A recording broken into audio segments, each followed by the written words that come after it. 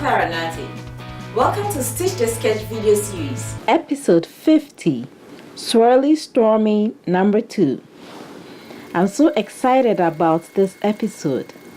We are on number 50, the big 50. I have been creating these pieces for the past, 50 weeks or more actually. And I have learned so much by taking on this 52-week challenge.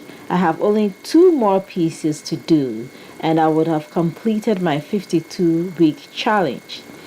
And the process has been such a wonderful process. And I hope that you, as you follow me doing my 52-week challenge, you have also learned a lot just as I have.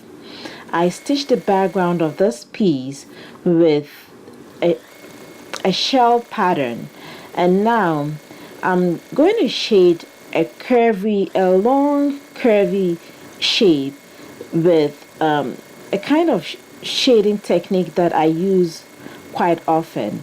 What I do with this technique is that I stitch in place up and down for a couple of times, maybe 5 times, and then I travel maybe 1/4 of an inch, and then I stitch in place again, and then I will travel maybe 1/4 of an inch, and then I'll stitch in place again, and I keep doing this until I have completely shaded the shape that I'm working with.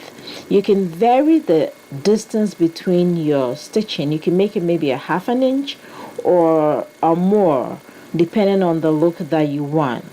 I'm doing the same thing with the blue thread, but this time instead of doing an up and down motion, I'm doing a curvy motion, and I stitch in place a couple of times, 3 or 4 times, and then I travel. I'm doing the same thing here, but I'm not stitching in place. I stitch once and then I travel. I stitch once and then I travel. On the fabric collages, they don't really need a lot of stitching, so I don't do heavy stitching on the fabric collages.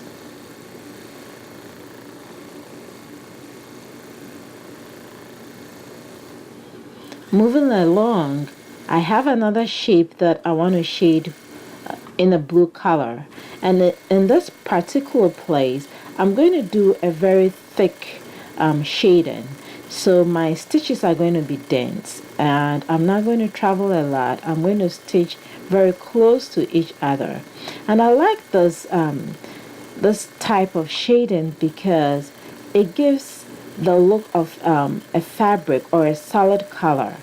From a distance, you'll not be able to tell the difference whether this was shaded with a fabric collage or with thread.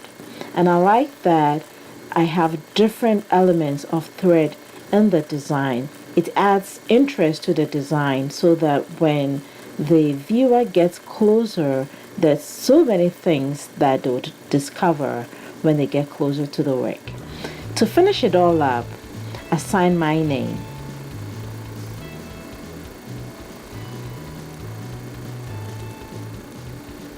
And now here you have it, Swirly Stormy number 2. Here's another close-up view, and here's the full view.